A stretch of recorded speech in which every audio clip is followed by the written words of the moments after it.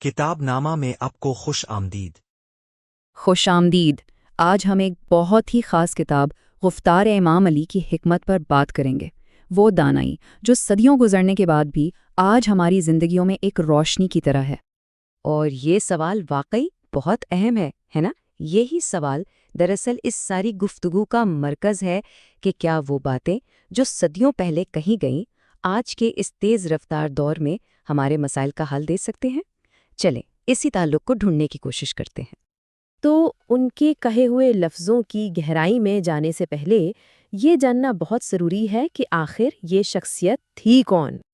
امام علی علیہ السلام اسلامی تاریخ کا ایک بہت ہی مرکزی نام، وہ پیغمبر اسلام حضرت محمد صلی اللہ علیہ وآلہ وسلم کے چچا زاد بھائی بھی تھے اور داماد بھی، تو ظاہر ہے ان کا یہ جو قریبی تعلق تھا وہی ان کے علم اور ان کی حکمت کو ایک خاص پس منظر دیتا ہے۔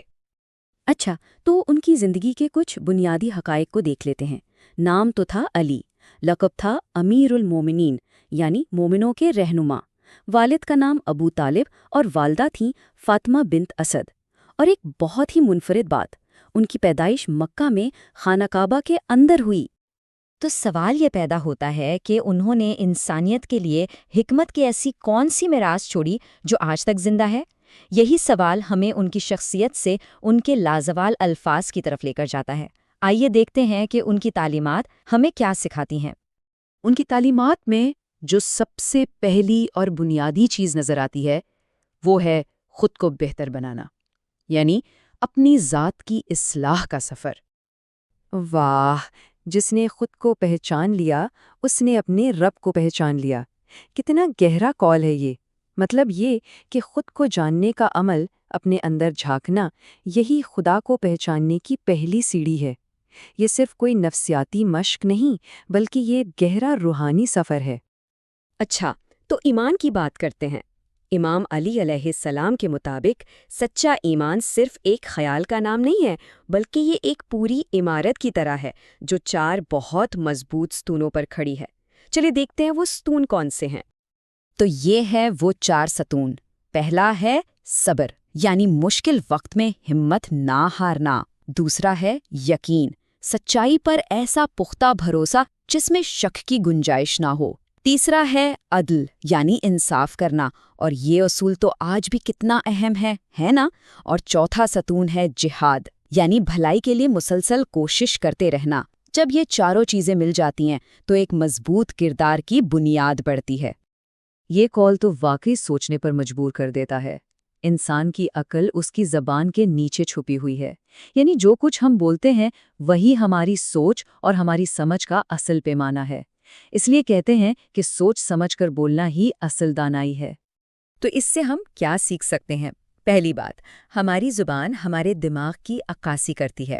دوسری، بولنے سے پہلے سوچنا ضروری ہے، اور کبھی کبھی خاموش رہنا بولنے سے زیادہ بڑی حکمت ہوتی ہے، کیونکہ جو بات زبان سے نکل گئی وہ پھر واپس نہیں آتی۔ اچھا، تو یہ تو ہوئی اپنی ذات کی اصلاح کی بات۔ اب چلتے ہیں اگلے حصے کی طرف اور دیکھتے ہیں کہ یہ اصول ہمارے سماجی تعلقات یعنی معاشرے میں ہمارے کردار پر کیسے لاگو ہوتے ہیں۔ دوستی کے بارے میں یہ رہنمائی تو بہت ہی کمال کی ہے۔ دیکھیں کتنا واضح فرق بتایا گیا ہے۔ سچا دوست وہ ہے جو برائی سے روکے گا، اچھائی کی طرف لے کر جائے گا، بالکل ایک آئینے کی طرح جو ہمیں ہمارا اصل چہرہ دکھاتا ہے۔ اور اس کے برعکس دشمن دوست کے روپ میں آ کر ہماری غلطیوں پر ہمیں شاباشی دے گا اور جھوٹی تعریفیں کرے گا۔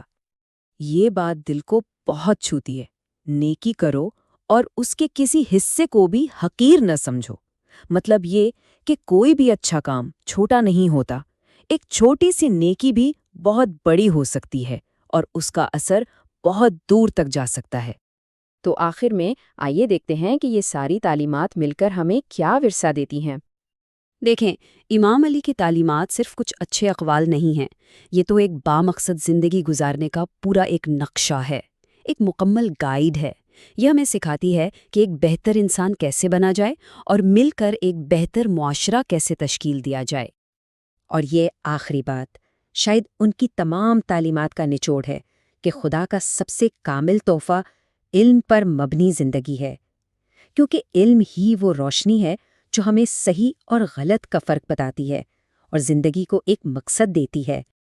تو یہ سوال ہم سب کے لیے ہے کہ ان تمام باتوں میں سے کون سی ایسی تعلیم ہے جو آج ہماری زندگی میں ایک روشنی بن سکتی ہے، چاہے وہ خود کو پہچاننے کا سفر ہو، صبر اور انصاف کی بات ہو، یا پھر چھوٹی چھوٹی نیکیاں کرنے کا جذبہ۔ ان کی حکمت میں ہر کسی کے لیے کچھ نہ کچھ ضرور ہے۔